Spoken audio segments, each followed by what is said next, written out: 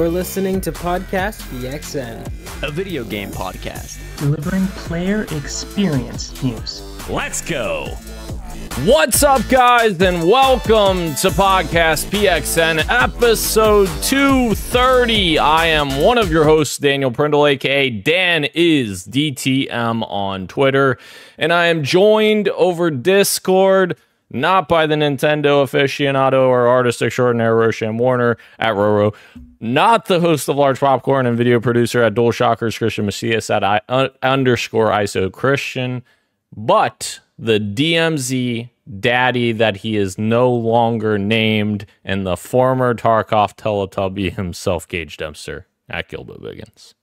Good to be here. Good to spend this beautiful day with you, and with only you, Dan. Hell yeah. Here we are.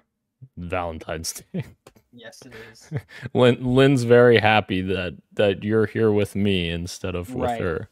Yeah. Right. Cost of doing business. Oh, gosh. Well, everyone in the chat, Kirik, Glenn, thank you for joining us and participating in the chat. Just as a reminder, we are live each and every Wednesday at 8 p.m. Eastern Time on youtube.com/@podcastpxn and twitch.tv/podcastpxn as well. The topic of the show this week, Gage, is new console handhelds on the way. More rumors. But first, the show always starts with the quick bites, so let's go ahead and jump right in. The first quick bite, Gage. Ubisoft has officially committed to Star Wars Outlaws releasing in 2024, and also Assassin's Creed Codename Red by March of 2025, which is the end of their fiscal year. So seemingly we're getting both of these games somewhat soon. Interesting. Yeah, I know we've joked about it on the podcast before, but this Star Wars Outlaws game looks like almost too good to be true, so I'm curious to see how this game releases. I think I give Ubisoft a lot of shit. I think a lot of it's deserved, but I'm always rooting for any publisher to have a Capcom moment. Like that would be the best for gamers, is that every publisher is firing on all cylinders and makes great games. So I would love for Outlaws to be the start of maybe a new era of Ubisoft, but we'll see. And Codename Red, I love the setting for that, but I'm pretty sure that was the one that was like leaked to be like a. I'm pretty sure that's the new age Assassin's Creed with the gear score and all that. So that one doesn't really do much for me, but Star Wars Outlaws, very curious to see what we got coming our way. Indeed. The video listeners got a treat of me choking on my water while you're talking, and I'm still coughing. So yes, very interested to see how these games shake out, because like you said, Ubisoft, not a great track record. Right. Kirik says, I'm upgrading my Lenovo Legion Go with a new 2TB NVMe SSD as you guys are streaming. Currently cloning my 512GB to the 2TB. Let's go. What an upgrade. Nice. Hell yeah. Legion Go, that's the handheld? Yes, yep. I've heard really good things about that device. That's awesome. Very, very cool. And we're going to have more handheld stuff to talk about in the topic of the show. Yes, we are. Stay tuned. The next quick bite, Gauge, is more Ubisoft news. Ubisoft is officially done investing in VR after poor sales for Assassin's Creed Nexus, which actually I think this game got actually decent reviews, if I remember correctly. Like, it was pretty well regarded, I think.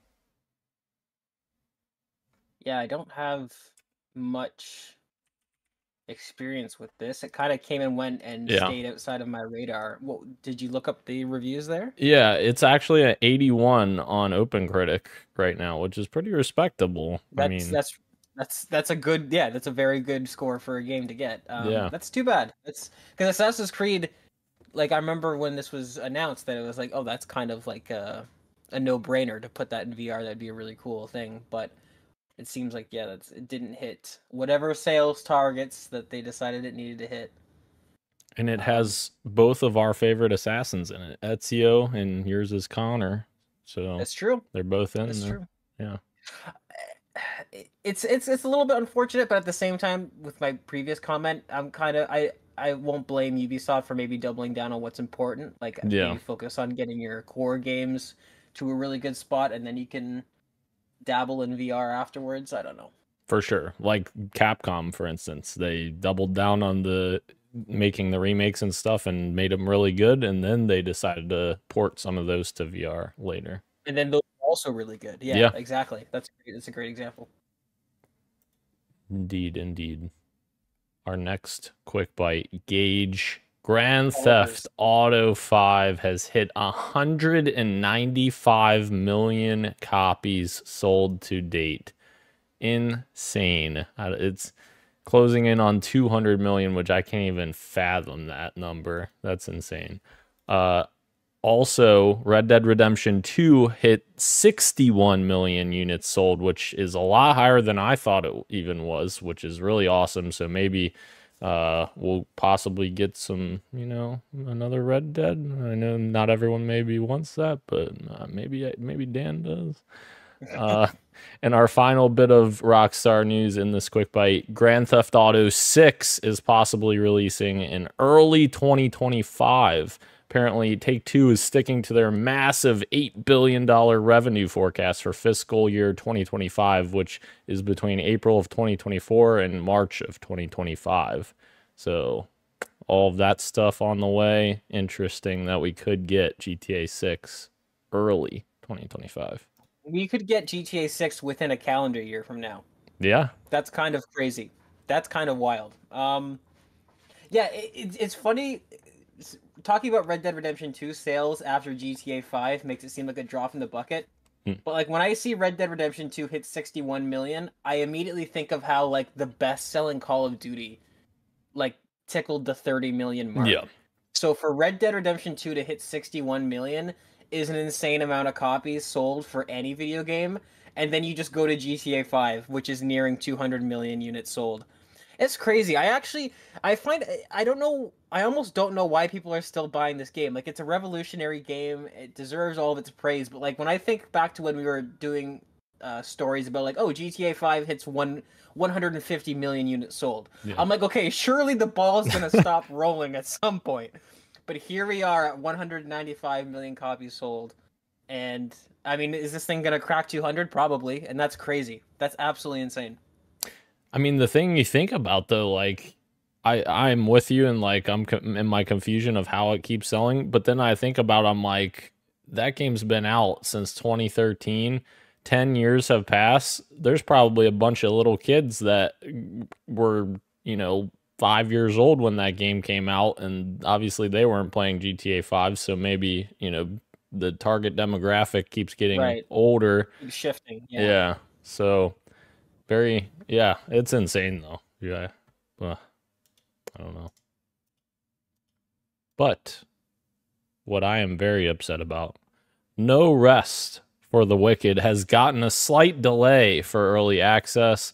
Apparently it was expected to debut in early access in the first quarter of this year, but it looks like there's been a slight delay. I think they said it was just like a month or a couple of months, meaning the game has been delayed a few months, I guess. They said in financial speak would be April, May, and June of 2024, which would be quarter one fiscal 2025. So hopefully this game comes out in April, and then the full release comes before December 31st. You snatching this game out from under me might have been the best thing that ever happened to me for this fantasy league. Yeah. If we don't get, I don't know.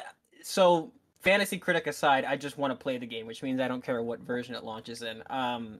But yeah, I think this game hopefully is gonna hit the Diablo sort of niche that I had my fun with Diablo. I played it and I left, but people are really not enjoying it over there right now. I guess it's a lot of issues in that space. So for a top-down sort of action RPG game, the sooner the better. I think it gets to market, because there's a lot of people looking for that type of gameplay but maybe aren't happy with what they have. So hopefully it gets out sooner rather than later, but obviously when the developers feel confident that it's ready to release. For sure. Yep. I'm with you, and I am worried a bit because I don't think I've ever seen a game release in early access and then the full game come out less than a year later. It's possible, I guess, but right. I'm a little concerned. Our next quick bite gauge, and I fucking totally forgot that I didn't put anything in the news of the week. So maybe I'll move this one to news of the week, because I'm sure we'll have a little bit more to talk about with that. Yes. Good call. But our next story, not regarding that one because I moved it. GLAD has a first report on LGBTQ inclusion in video games. I thought this was a fascinating story because there's a lot of information in here as well. Essentially, they are a nonprofit LGBTQ advocacy group, and they've released their first ever report on LGBTQ inclusion in video games, revealing that 17% of gamers are LGBTQ, and that they are just as, oh fuck, I can't read today. They're just as, if not more, dedicated to playing, spending, and talking about video games than non-LGBTQ gamers. But there's some interesting stats in here as well. So 17% of active gamers are LGBTQ, up from 10% from a Nielsen study in 2020.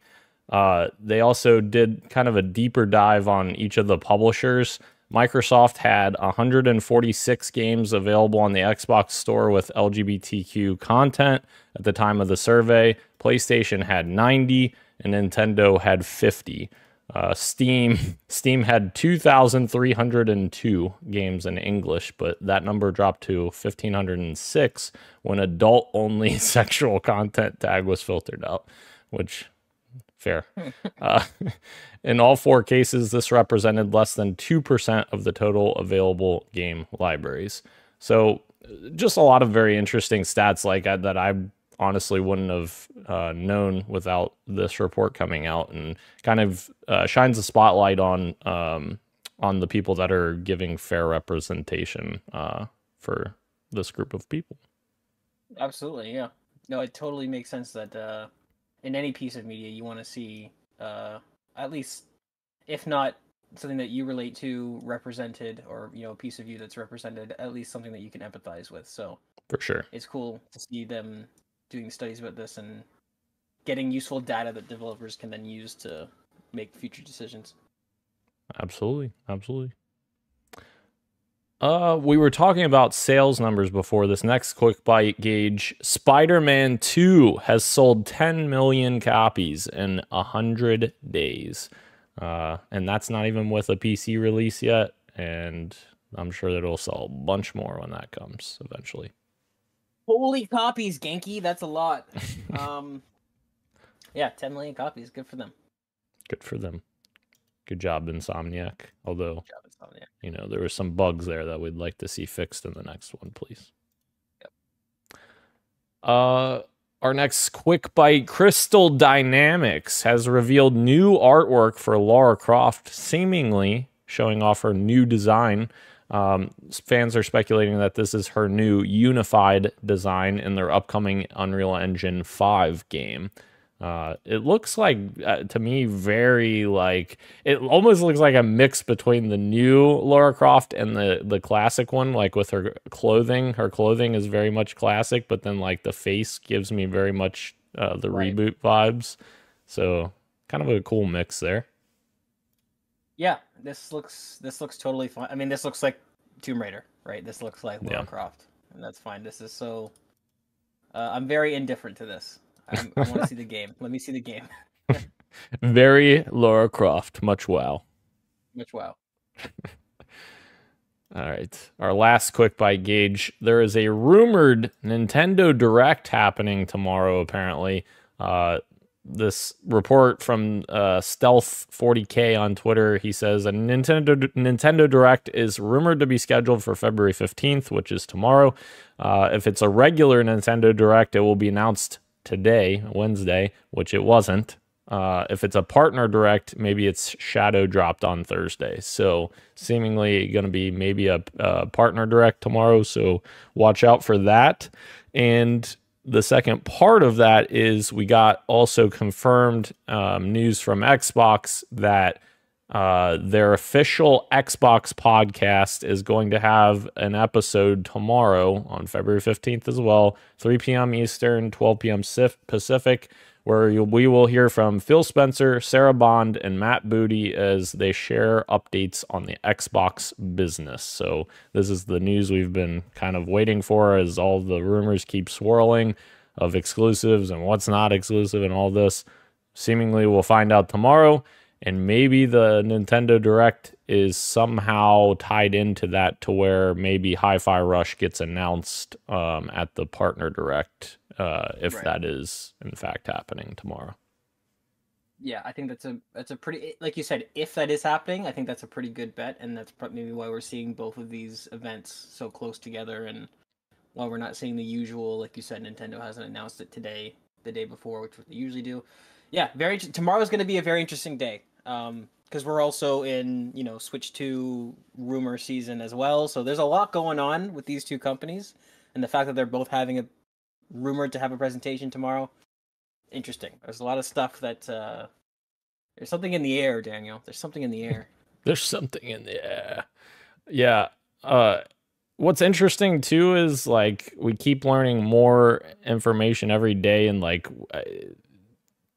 us learning more information, I feel like it's making things more confusing because it's like we're getting conflicting information, and like one of those is our first Street Meet item, which is apparently Starfield going to PlayStation 5 is false. It's being claimed from, this is coming from Insider Gaming. Reputable insider and leaker Nate the Hate has taken to Twitter to shoot down the rumors that Starfield will be coming to PlayStation 5. Things have seemingly changed, and now Nate the Hate's latest tweet suggests that the information is not accurate. Taking to Twitter, he said, "I've rechecked the info mentioned below, and the information suggesting Starfield was PS5 bound is false."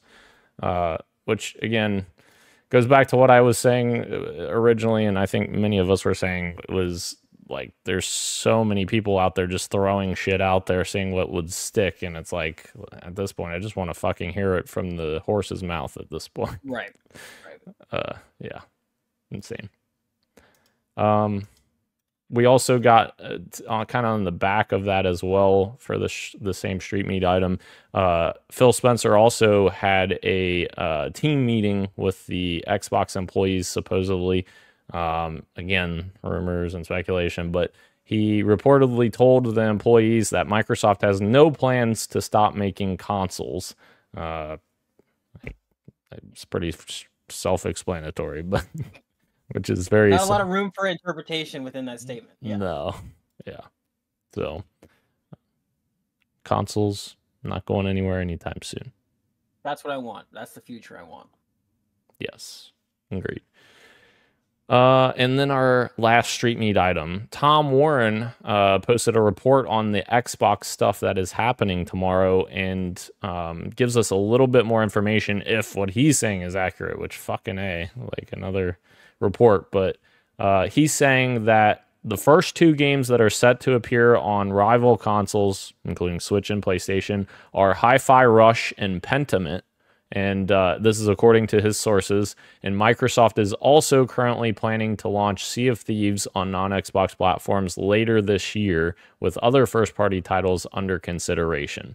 So this gives us 3 titles, seemingly, which to me, all 3 of these make sense. Hi-Fi Rush and Pentiment are smaller experiences. They're smaller games, and both well-regarded smaller games. So I feel like them going to other platforms could only be a good thing for them. And then Sea of Thieves, of course, the install base, I'm sure, needs some help, and with how much content they've added to that game, that could definitely help out that ecosystem. Yeah, as somebody who's not insane, I don't really have an issue with Xbox bringing some games to PlayStation. It just hasn't upset me and unraveled my entire worldview like it has for some people. Yeah. And I think it would be an interesting choice if Xbox, because what they've done, or especially during Phil Spencer's tenure, is like they've really tried hard to win in the optics game. They're trying hard to do things that are pro-consumer, that are the ID at Xbox, focusing on indie games, and I think that a good balance for that, if they do go forward with some sort of plan to continuously bring some Xbox games to PlayStation, it would be really cool of them to sort of say like, okay, we want to keep making these small niche titles that aren't, surefire hits, that aren't safe. That's the perfect kind of game to open up and to bring to other platforms, to kind of say like, we're going to give ourselves the best chance to make some money off of this while still allowing these types of games to be made. So, yeah, all the games that you listed, all the stuff that's rumored to come to PlayStation, I think that's totally fine and that works well. And like you said, some of these games could definitely use the help in terms of like install base, because I think a lot of these, like especially Sea of Thieves, what Rare did with Sea of Thieves, I think is truly special, and it's a really fun game, and I'd love to see that game continue to grow and for them to be able to keep working on it. And this seems like a no-brainer to me to kind of help that happen. Absolutely, yeah. Yeah, the amount of content that they've added to Sea of Thieves over the last 7 years-ish, 6-7 years is insane. Yeah. Yeah. They've easily doubled the content in that game. Oh easily. Yeah. Easily. Yep. All right. Into the PXN news of the week. We've got one item here, Gage. I'm sure we'll have quite a bit to talk about here. Helldivers 2 has hit the web here. We've got so much hype around this game. A lot of people are very excited to dive into this game. No pun intended.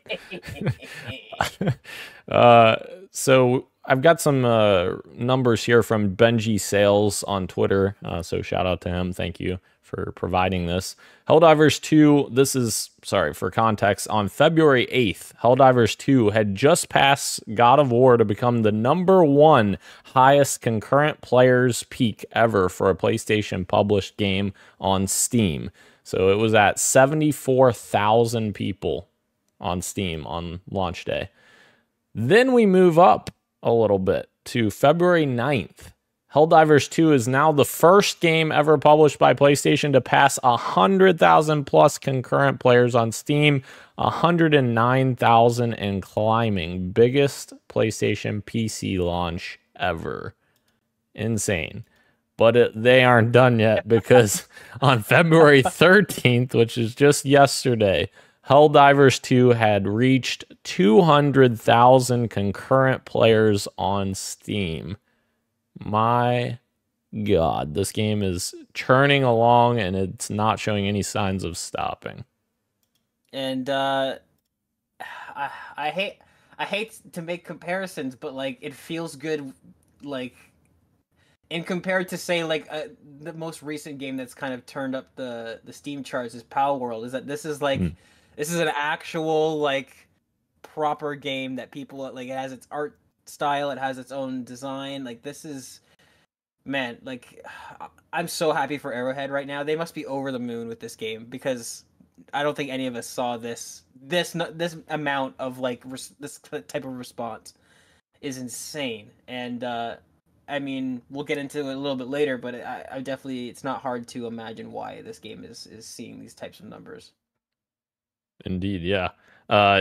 And I guess we can talk about it when we go to games we're playing, or what you got for me, like our experience, our personal experience with it. But I think just the sheer excitement around this game is something we haven't seen in a long time, despite Power World. I know Power World was big as well, but like in the shooter space specifically, like, fuck, I know Power World has guns, but it's not a shooter, Yes, yeah. And we were even having this discussion. Christian sent a voice message to all of us, and he's like, he does one of his Christianisms. I'm calling you out, Christian, so if you're watching this, Christian did one of his Christianisms where I'm going to ponder this.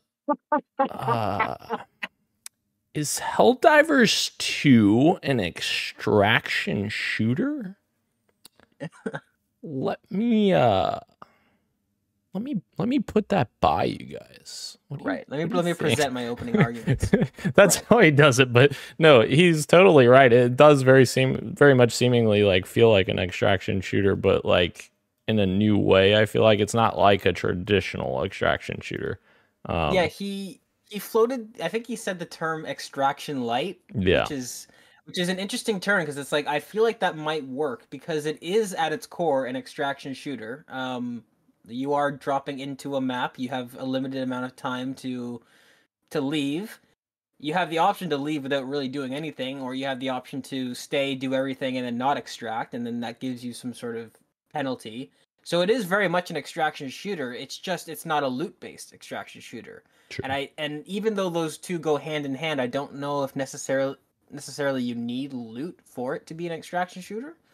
Like it depends on how much emphasis you put in terms of the definition of the game. So extraction light, I think, is a comfortable thing to put it right now. But I mean, in my mind, it totally is. It's an extraction shooter, and just one with a more straightforward progression line as opposed to RNG. You might find a good gun, you might not. Like it kind of does away with that for a more straightforward, simple progression. But it very much is an extraction shooter, and I love that it's a third person one and it's doing really well.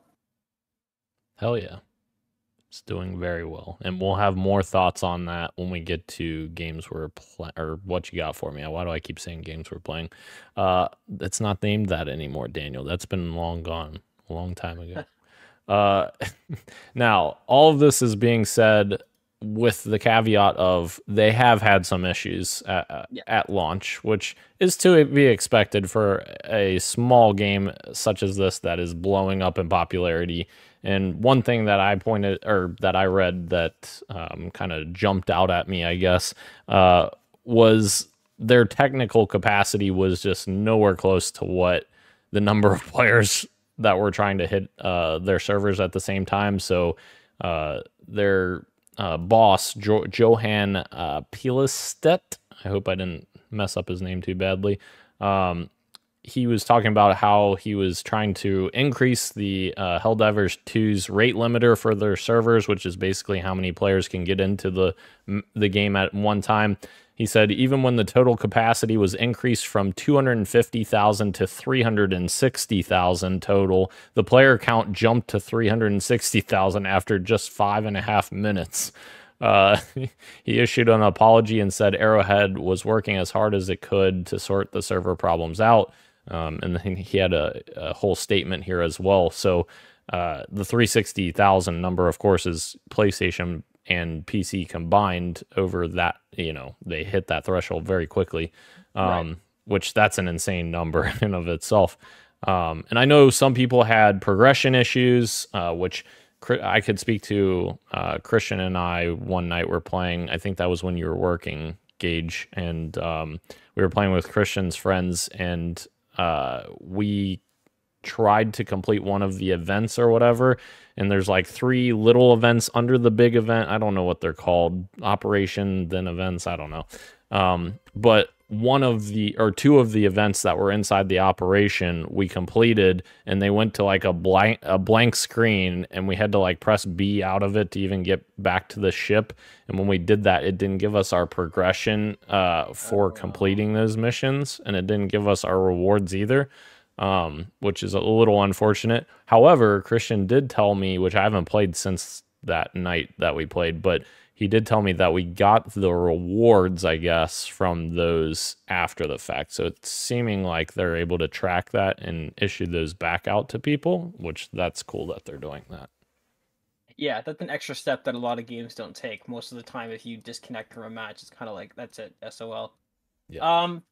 Yeah, I think it's important to mention that because this is the objective experience that you might run into if you boot up the game right now. You might have issues. You might run into these things.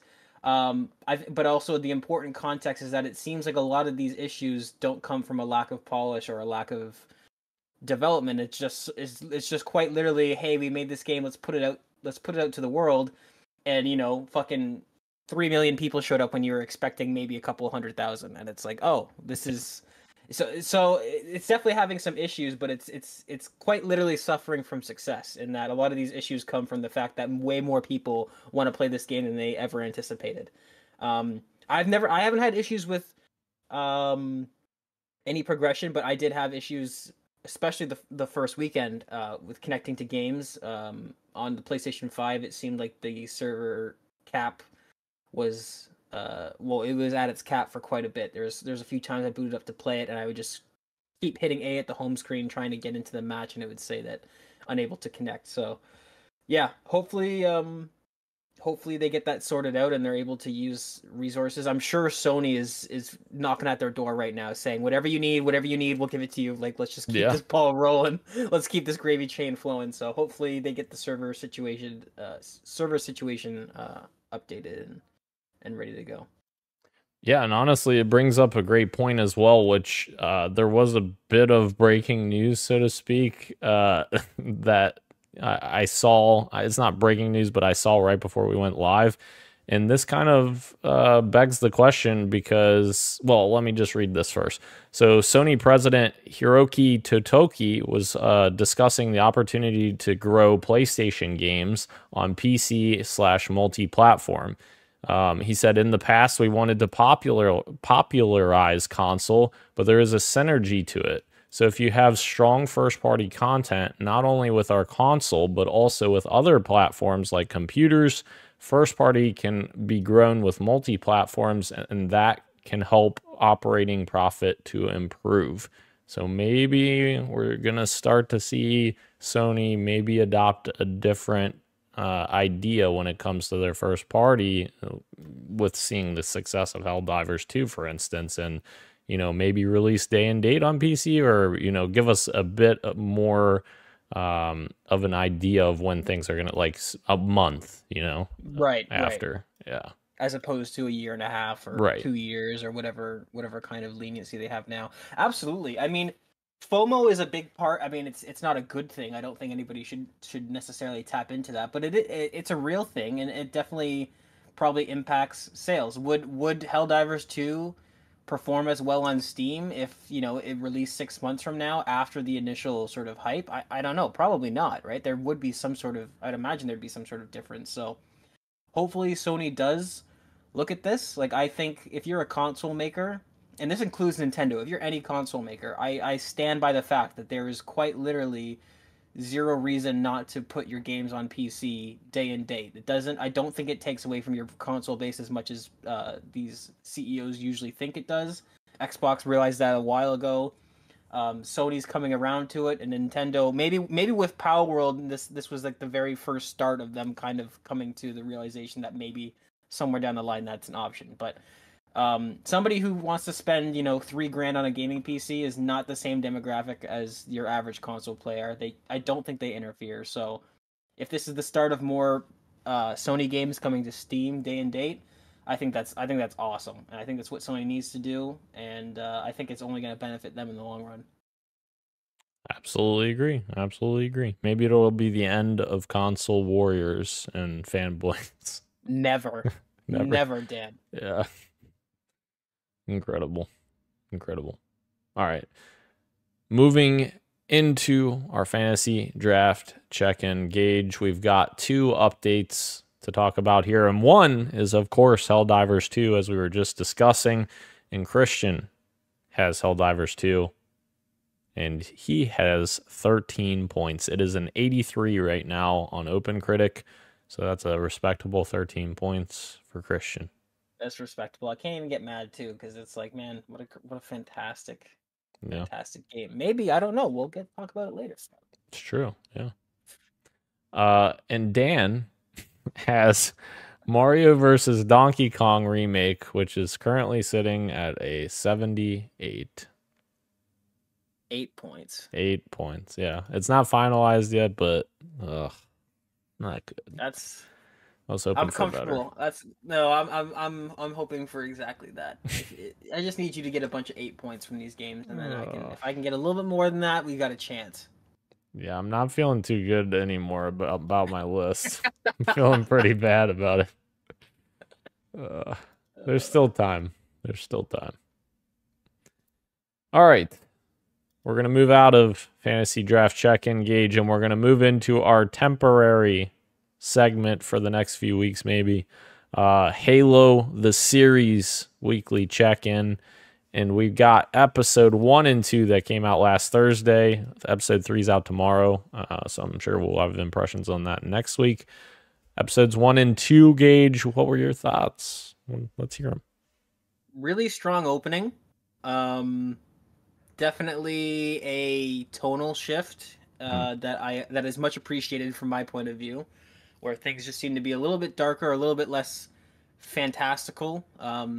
Even the first episode of the first season, I remember at the time thinking that it was a really strong opening, and I still think it's pretty good, but the color palette is just very like bright and vibrant and very fantastical, and this season of Halo is much more playing to the strong suit of Halo. You know, I've discussed this numerous times, but in my personal opinion, I think what separates Halo from the sci-fi genre, what it does, I think, differently than most, is that it has a very military, grounded sort of look and feel to it.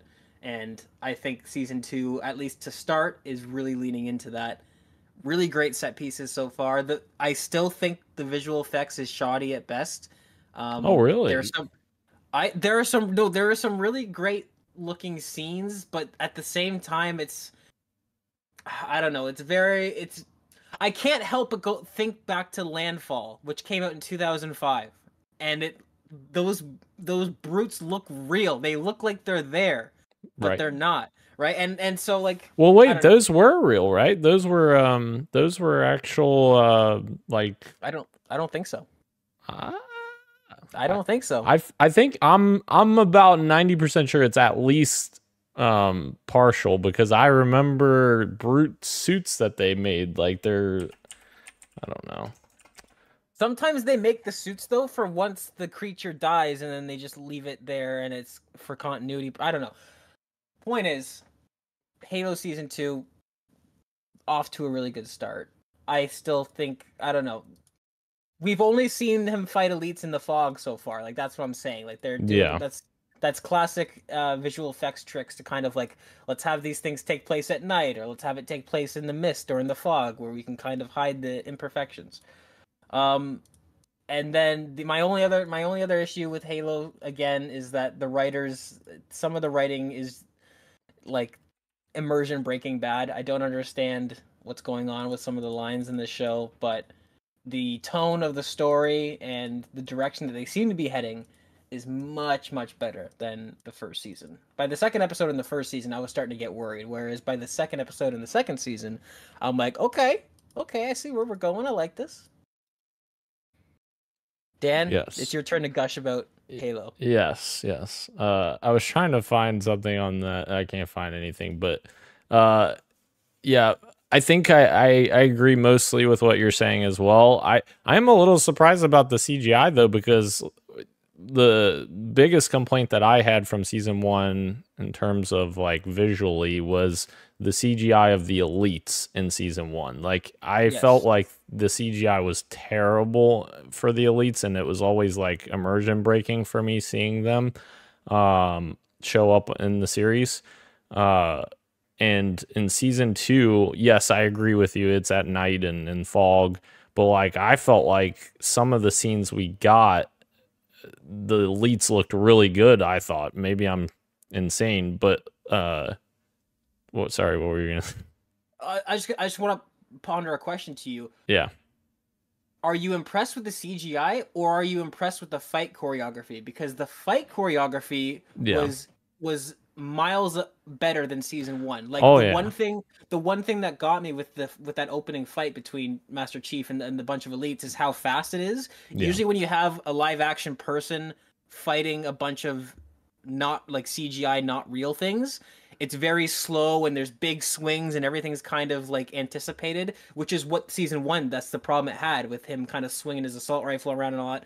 So like the fight choreography is great. It's just the CGI I have a problem with. But the fight choreography felt like punchy and impactful and really quick and So maybe that's what is what you're thinking. Yeah, I agree with both of those points, or I agree that the choreography is significantly better, but I also think that the CGI looks better. Like I go back to look at season 1, and I even went back to season 1 when we got our first look at the elites in the first episode, and like even their faces, it doesn't look right. Like it looks like Uncanny Valley, like almost. And I know they're aliens, but like it didn't look right. But then like I look at the season 2 elites that we've seen thus far, and I feel like it looks like quite a bit better than season 1 for sure.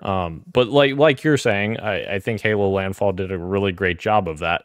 I feel like that was practical. A lot of that was practically made with brutes, but I could be wrong. And I feel like we've had this discussion before. We'd rather see more practical stuff because it looks more believable and realistic. And of course, the prophets in the series looked really good in season 1 because they were partially prosthetic. Or so yeah, so far I agree with you, and I'm very interested to see where it goes. My complaints are, similar to season 1, there's a certain character that I fucking don't understand why she was even put in the series to begin with, but I understand. I thought she was gone. I did too. When she came back, did too, yeah. That's the one thing. So I just want to jump in. Like, you and I were talking about, and I mentioned how it's kind of like, it doesn't take me out of the show. Like, I understand they're just doing things differently, but I was saying how, like, oh man, it's so weird to see Master Chief have these emotional outbursts and have these tantrums, because it's so different from what we're used to with Master Chief, right? But it's something that I can look past because I'm like, they're doing their own thing. But that character that you're talking about, every time she's on screen, I'm like, this spits in the face of the entire lore. Like, that's the one thing that bothers me so much, where I'm like, that's the one thing you guys should not have doubled down on. You should have retconned that, because it the entire Covenant is built. I don't know. Yeah. And there was an easy out too at the end of season 1. You could have just let her fucking die, but yeah. I thought that's what I totally forgot until she shows up at the end of season 2. Episode 2, I should say. I totally forgot. Yeah. Which maybe they brought her back to make a more compelling story there. I guess the case is to be seen on that, I guess. But yeah. I don't. Yeah, I'm not a huge fan of that character either. So yeah, writing.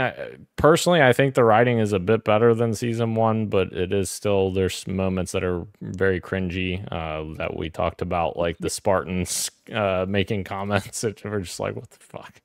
Yeah, and tonally, I think. Yeah, I think I agree. In like we've talked about this before. Like I agree with you in the sense that, and I think this is what I proposed to you, and you agreed with me on, was that this is a different thing. So like Chief being different doesn't really upset me, but like the issue I have is like tonally Chief should be the same as the games, I think. Like, and he doesn't quite match that from the games, which does upset me a little bit. But at the same time, I'm just like, okay, I'll take it. I'll take what I can get. And every time he dons that armor, I fucking love it. Like, and you and I also talked about, I think you said that his voice in season 2 for when he's wearing the Chief suit is really good, and I agree. I think it works really well for him as well, Pablo. So yeah, overall, much improved season 2. And I think it'll be interesting to see if Paramount, how long the series goes, because it is, by all accounts, a huge money sink. Like, it's a very expensive show, so I don't know if we'll get 4 or 5 seasons of this. But I don't even know if we'll get 3. Exactly. Paramount's looking to sell. Apparently, I saw that the other day. To sell their network.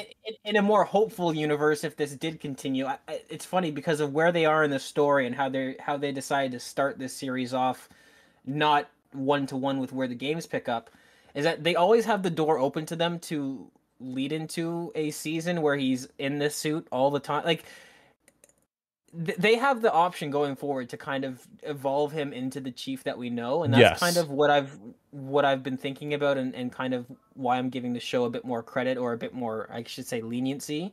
But yeah, man, the scenes with him in the suit are the best ones, and I'm hoping that people at Paramount are kind of paying attention to that, in that maybe fans aren't complaining just for the sake of complaining. Maybe that there's something there to, like, there's a shot in the first episode where Chief, he's trying to rescue a Marine, and the planet's being glassed, and he kind of throws the Marine down on the ground and lays over top of him, and behind him you see this giant plasma beam literally melting the planet, and while this Marine's freaking out, and the Chief is just kind of stoically lying on top of him.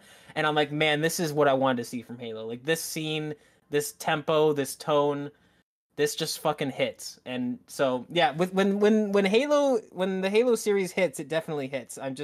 They just need to sort of smooth out those rough edges, and I think they got a winning formula on their hands. But like you said, we'll see if we ever get to that, because Paramount seems to be struggling. Paramount, just call us up. We'll fucking executive produce season 3, because I already have ideas flowing of how I could fucking turn this around with what the comment you just made about he could evolve into the character. Like, you could literally make it to the point where when you get to the jump where you go to Halo, you get on you get on the Pillar of Autumn, and you meet Captain Keyes and all of that, and Chief has some big event that happens before that moment, before he gets in there, that he has to go into cryostasis to, like, save him or whatever.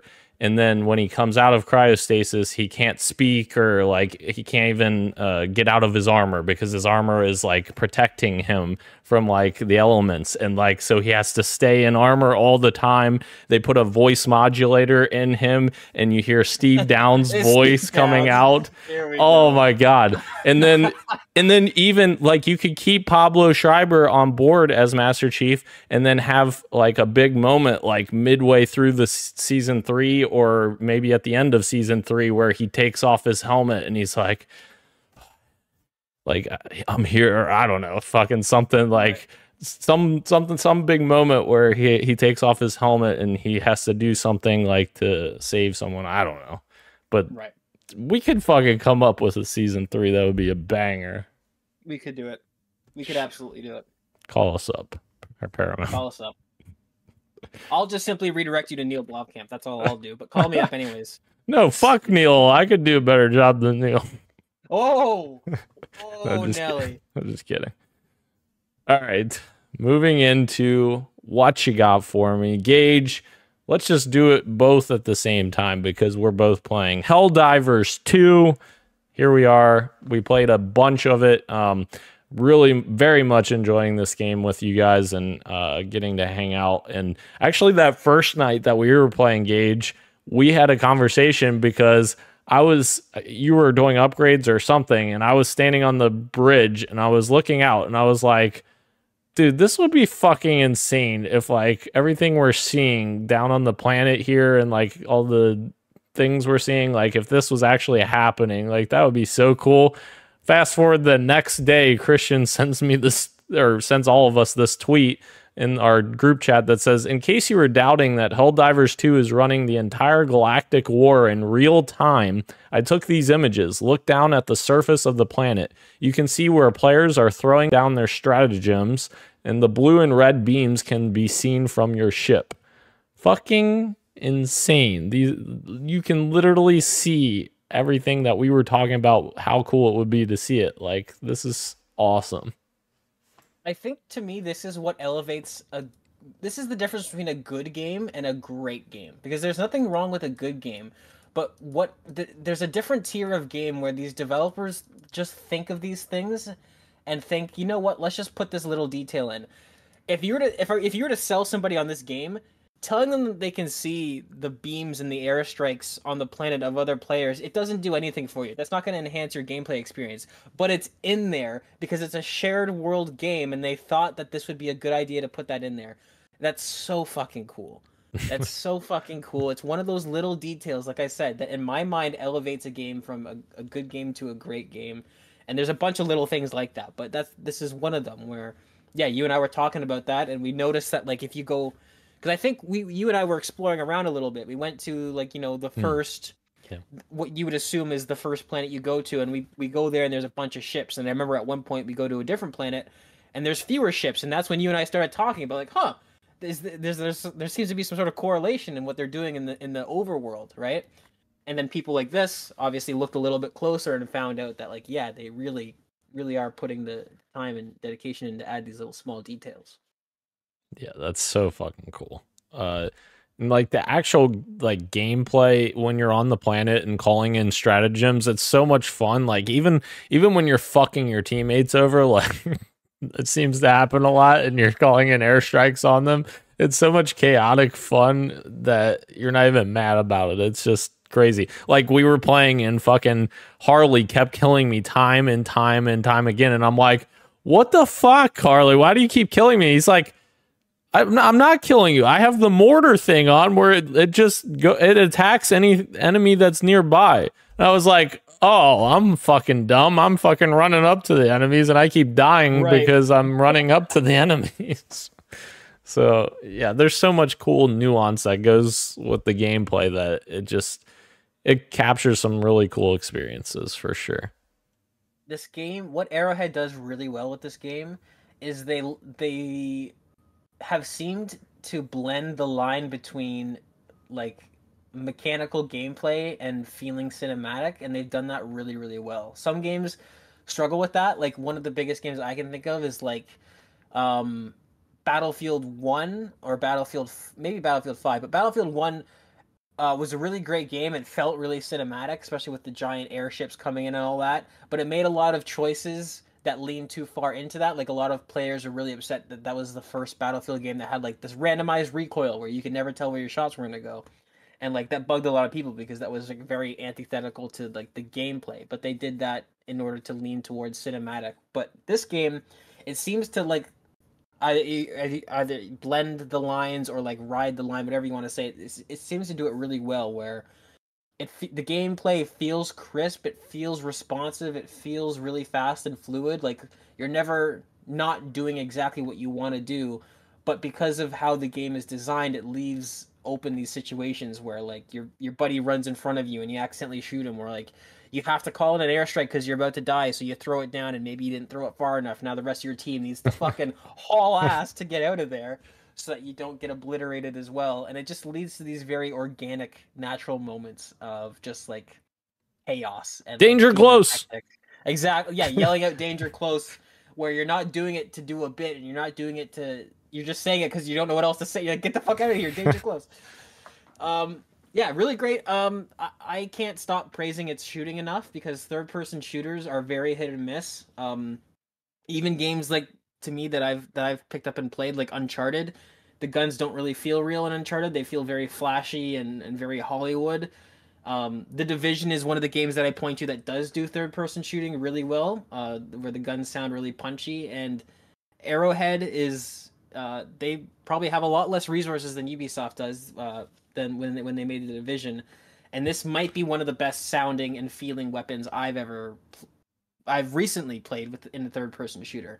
So, as somebody who has a soft spot for third-person shooters, over-the-shoulder shooters, this speaks to me a lot. I really love the way the guns sound and feel in this game. Arrowhead deserves a lot of praise for that, because they could have made it very flashy and pew-pewy because it's sci-fi, but it feels like a really, really grounded tactical shooter.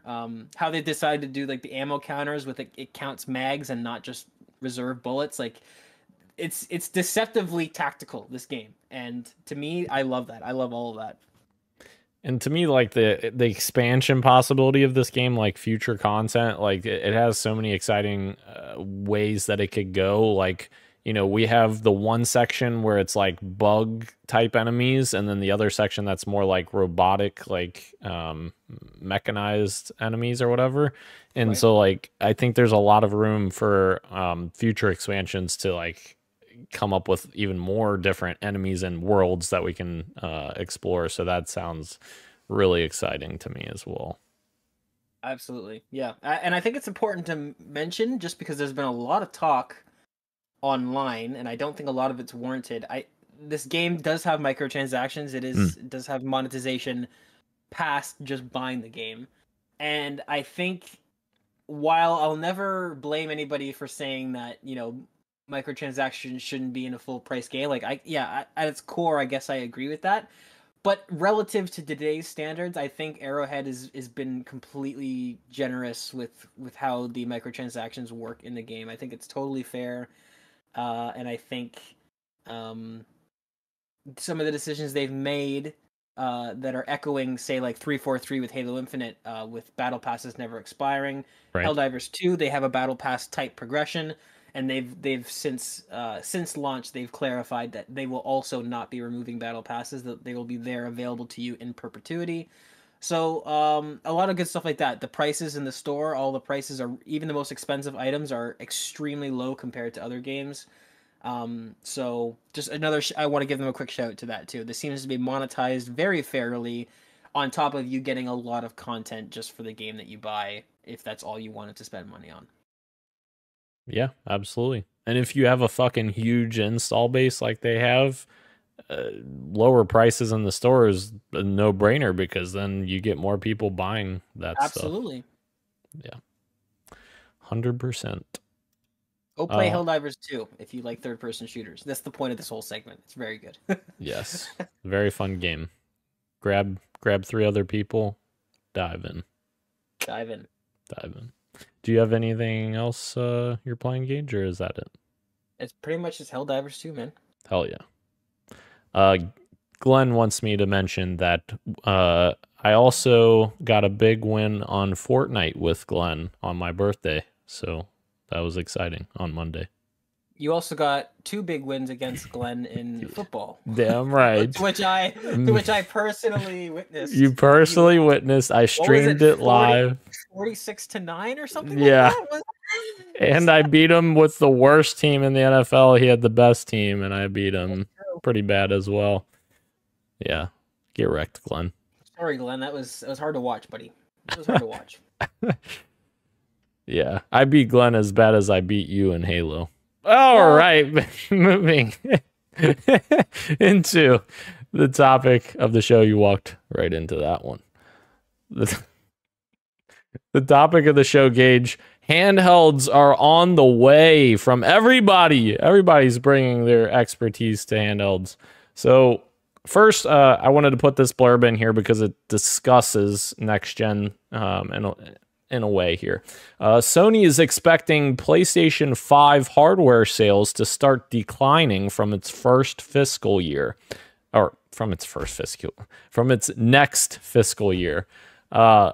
What's also interesting is they also said that they're entering the later half of the console cycle, and we're aiming to optimize sales with a greater emphasis on balance with profits. So we expect a gradual decline in unit sales from next fiscal year onwards.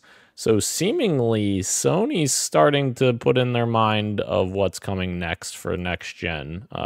There's a lot of talk of Microsoft possibly releasing a next-gen console in 2026 ahead of everyone else.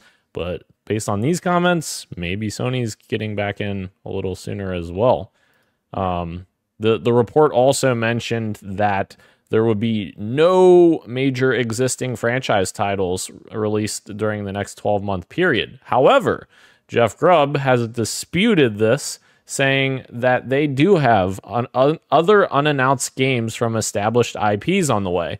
He said, I put one out around the time of the State of Play. It's not like there are 0 games coming from Sony Interactive this year. He also said that he's heard that a new Astrobot game may be ready for this year, which would also be another established franchise, which I would love that. Playroom was awesome. So yes, interesting stuff. Interesting stuff for our next gen possibilities. But, yeah, I wonder if I would be curious to know in the internal sort of dispute that's going on with Jim Ryan's sort of games as a service push.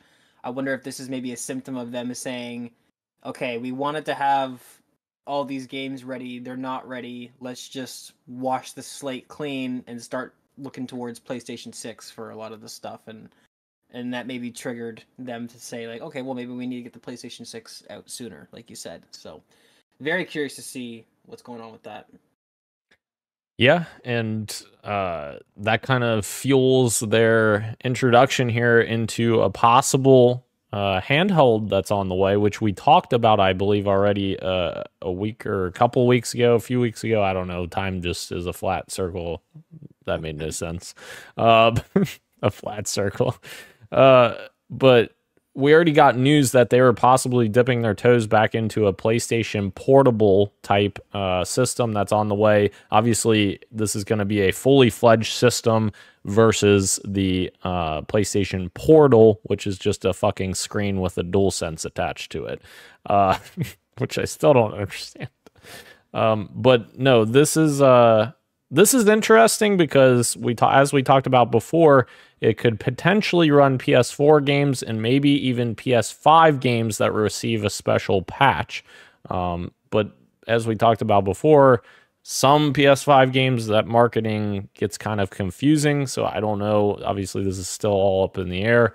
But sounds like Sony, we've talked about that aspect. But I wanted to include it in here to give us a comparison point for what we're about to talk about.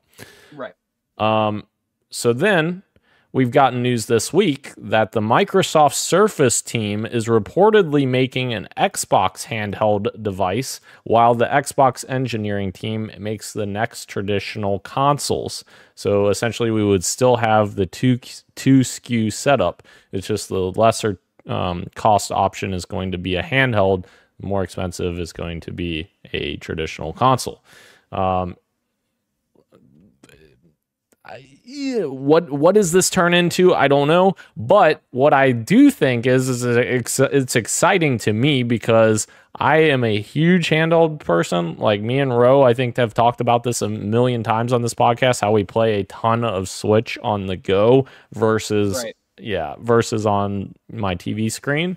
So if I have the option to play Xbox on a dedicated handheld, that sounds awesome. Like I would be very excited about that. And having that as the cheaper option, so to speak, sounds very interesting because if they're going to do that, then that means that all games are going to come to that and the console version, right? Like, so your marketing's not confusing when you are just supporting every game that's coming out, not, some PS5 games, for instance, with the PlayStation Portable that's being rumored. So it is interesting. I don't know. What were your thoughts on this game? Well, my main question to you is that you have to think of okay, that does sound great. That sounds cool as a consumer, but are you sure we're not about to walk ourselves into another Xbox Series SX situation where if you think about how powerful the Series X already is, especially you compare that to a Nintendo Switch. So the next Xbox we're assuming is going to need to have some sort of meaningful upgrade over this already extremely powerful Series X. Yeah. How much of that power are they realistically going to be able to fit into a handheld? And then if they say full parity again between those two things, are we sure that we're not handicapping the next full premium Xbox again for a second generation in a row?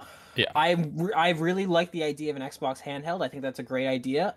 But personally, I would not do it at the cost of getting into another Series S X debacle where it seems like, again, not that it's the worst thing in the world, but we have heard from enough developers that like, hey, getting things on the Series S is a challenge. That's just the plain cold hard fact. It's like it's a challenge.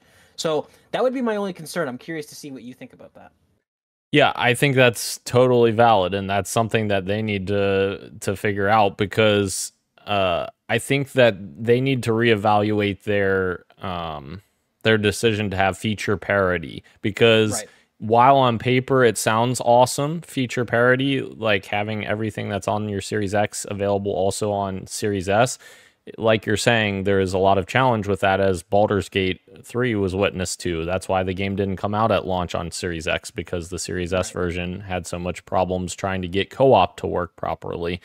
I don't think that you know, I don't think that it's a huge deal. I know there's dedicated people out there that love co-op experience, local co-op experiences, and that's perfectly fine. But like stuff like that, for instance, is not going to break the bank for a cheaper console. Like if I don't have the ability to play co-op, for instance, on the handheld version of the next Xbox, that's fine. Like I have no problem with that. So like, yeah, they need to look at their policies and reevaluate those, and you know, change the wording or whatever, and say that your game has to release on both, but they don't have to match feature wise. Like there's you know, there should be some consideration for that, for it being a lesser powerful console for sure. Yeah, I think that's totally fair. My angle on that would be I would be happy with that. I think that would be totally fair of Xbox to say, here we have this less powerful, obviously less powerful because it has to be because of thermodynamics, but we have a less powerful portable Xbox, and while all the games that come on one will come to the other, there won't be feature parity. My alternative, I guess, but maybe not, because there'd still be a mobile version, is that I'd like to see with a lot of these handhelds going forward, including the rumored PlayStation handheld, including the rumored Xbox handheld, and including the Switch 2, and even Steam Deck 2, is I would love to see the introduction of docks that enhance horsepower, that have either dedicated GPUs in them or something to sort of boost the power if you choose to dock it. I think if Xbox were to go that route, that could maybe be a way of getting around that, where sure, like if you take it on handheld, it's not going to be 4K 120, it's going to be, you know, let's say 1080 30 or 1080 60. But the second you plug that thing down, now you have something that is equivalent to the premium console only Xbox in terms of its processing power. But again, don't know how feasible that is, but I'd like to see these companies move in that direction. I think if we're going towards a handheld future. The technical feasibility of what I'm about to say is probably fucking ungodly impossible, but I think I know where you're going. Yeah, but what would be fucking sick is if the next gen console had like a slot or something that you could put the handheld in, and it boosts the performance of that with the handheld. That would be sick. That would be awesome.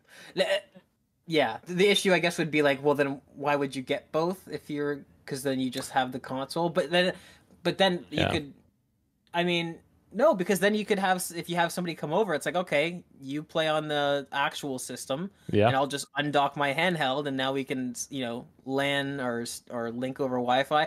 That's a really cool idea. Yeah. I thought of similar things. I think that would be kind of cool if there was a little slot. Or even just a cable, right? Like, that's the thing. And not everything has to be super over-engineered. Like, if you have, like, I'm not going to say what a lot of us, what I assumed the PlayStation disc attachment was going to be was literally like something you'd get for a laptop. I thought it was going to be like a floating sort of thing that you just connect by cable to your PlayStation, and now you have a disc drive. Obviously, it wasn't. It's more involved than that. But, like, a dock for this next Xbox could be something as simple as that, right? Like, it doesn't have to be an Xbox console with a chunk missing out of it. It's like, oh, that's where the handheld goes. But that would be super cool. I think that would be totally cool. Yeah, and it'd be like, you know, I want to get extra frames or something, you know, while I'm playing by myself. Let me plug in my handheld, and it's going to help boost the performance of my console even more. Like that idea sounds very cool. But obviously, I'm sure it's a technical wizardry master. I don't know. That would be a hurdle insane to get over. You're right. But who knows? Very interested nonetheless. I'm honestly interested in that more so than the Series S, because like the Series S is insanely impressive how small that fucking box is, and you know the amount of power that's in it. I know it's not as powerful obviously as PS5 or Xbox Series X, but the amount of power that's in that tiny little box is super impressive. And I have that little attachment that has the screen on it, so I take it on the go with me already. So like having that in a portable form factor, that would be awesome. Right. Yeah. And then comparing that against the Nintendo Switch next generation console, whatever it ends up being called, which maybe we have that name here in a minute.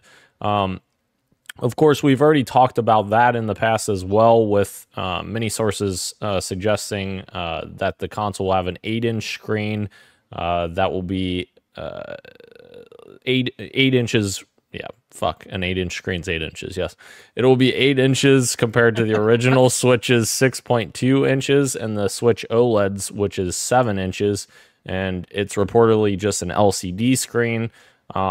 So obviously, I think the biggest question is, will this console be backwards compatible?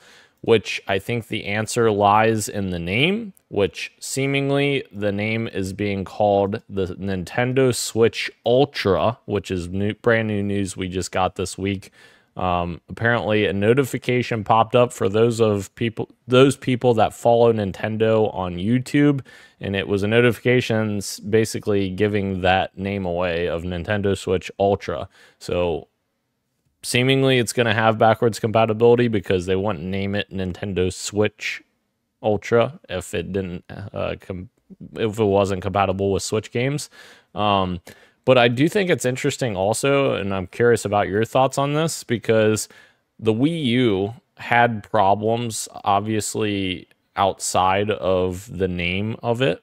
But I do think it's fascinating, because I feel like some of the general public didn't buy the Wii U because it had the Wii name in it. Like, you know, if I'm a little grandmother or something going out and buying a console, right, and I'm looking at it, I'm like, oh, this says Wii. He already has a Wii. Exactly. He doesn't need that. I think you're totally right. Yeah. So is this a mistake for them to call this the Nintendo Switch Ultra, if that's what it ends up being called? Like, I don't know. Like, because this is a fully fledged next gen console. Right. It's tough because it's hard to step outside of and pretend not to have the knowledge that I have about this. It's hard to kind of pretend to be a middle-aged sort of parent that doesn't know anything about video games and is just going off of what their kid tells them, because right, obviously the kid is going to relay the information like, hey, this is a new Switch, I need the new Switch, right? But like you're saying, branding really is important, and having a clear name for your console is supposed to help steer the general audience into that. I mean, PlayStation does it best, obviously, right? PlayStation 2, oh, this is the PlayStation 5. What does little Tim have? PlayStation 4. Oh, okay, this is the next one. Yeah. Like it's clear as day. It's right, absolutely clear as day, right? So I think you're totally right. I think it might hurt them. But then it's Nintendo, right? It does have that Nintendo effect where a new Nintendo console comes out and it just does gangbusters. So I don't know. Unless you're the Wii U. Unless you're the Wii U, right? But yeah, that console had other problems as well. So. Exactly. It didn't help that it looked like a Fisher Price toy, so that was probably a big issue as well. To go back to what you were talking about the specs earlier, I just went through Reddit here to try and find this. Yeah. Because a couple of different times we talked about different leakers that had come forward with some sort of information about the Switch 2, and I thought it would be interesting based off of what we have now, quote unquote, not confirmed, but like really reliable reporting on this 8-inch screen. I went back to look at which of the leaks mentioned an 8-inch screen, and there's one that does. I think it's the most recent one we talked about. This is also the one that I said the naming structure makes it look like it's a NVIDIA chip, which we now know NVIDIA is working on it. This leak here mentions that it has an 8-inch non-OLED screen with 1080p and 60 hertz refresh rate. This is also the same one that mentioned the increase in horsepower for docked. It says 3.5 to 4.5 teraflops docked and 1.7 to 2.0 teraflops handheld. This is the same leak that mentioned that it'll have 12 or 16 gigabytes of RAM, which at the time we were like, oh, that seems overkill, but I mean, everything else is lining up, so I don't know. Maybe Nintendo is going all out on this system. Yeah. And this also mentions the internal storage being either 256 or 512 gigabytes with proper 3D NAND storage and all that stuff. So if this is the full specs, Nintendo has got a really promising handheld on their hands. This is going to be an incredible little system. And like I just mentioned earlier, I'd love to see more docks that actually have an impact on performance, and yes, getting almost double the performance from taking handheld to docked. That is the type of impact I'd like to see. So this is shaping up to be a really, really exciting system for Nintendo, I think. Indeed, yeah. It's gonna be interesting to see that possibly all three console manufacturers are gonna have some sort of handheld in the next generation of consoles. Like that, Right. That seems pretty exciting to me. I have a genuine question for you. If the next Xbox is a handheld, and let's say it uses some sort of DLSS or something like that, where it has really good performance handheld, do you see yourself coming home from work, sitting down on the couch and playing Halo handheld for a couple hours as opposed to playing it on the big screen? How much of a handheld guy are you? Not competitively, because like I've tried playing competitive stuff on Switch, for instance, and it's not that feasible, to be quite honest. But if I was like just, coming home and wanting to play like Halo's campaign or something and just wanted to sit back and chill, I could totally see myself playing like Halo's campaign on portable mode, but probably would not be playing competitive Halo on handheld, because I would be raging, because it is a much harder experience to, I guess, feel the controllers like sticks properly. Like the sticks on the Switch, for instance, don't feel quite as good as like a traditional controller. And maybe Microsoft finds a way to make that work better. I don't know. Maybe my mind will be changed when it comes out.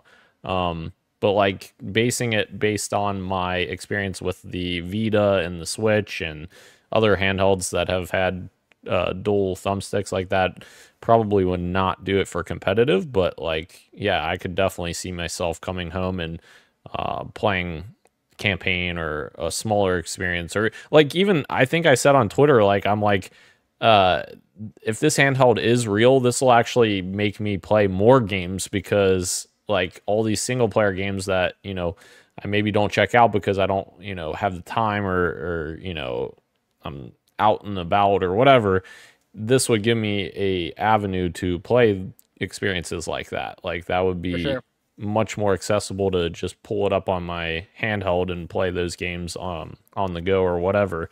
So yeah, maybe help me play some more smaller games as well.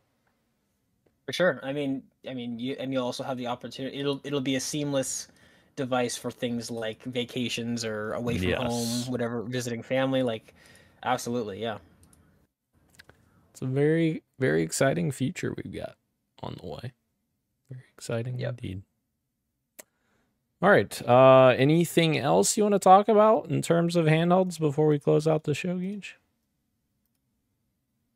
Nothing, man. I'm hand holding these stratagems, calling in support. All right, danger close. We need as many hands on deck to liberate the galaxy from bugs. Incredible. We're liberating the entire galaxy, but we're also liberating your hearts, because today is Valentine's Day. So happy Valentine's Day to everyone, whichever camera I'm looking at here. So yeah, this is how we're celebrating. Lynn, don't kill me. Thank you again to everyone joining us live on YouTube and Twitch, as well as podcast services everywhere, including Apple Podcasts, Google Podcasts, Spotify, and everywhere else you get your podcasts. Thank you. Ro's not here. Christian's not here. They'll both return. But thank you, Gage. I am Daniel, and this has been Podcast PXN, and we are out. Much love, and keep on gaming. Thank you, Keurig England. Adios, amigos. We love you.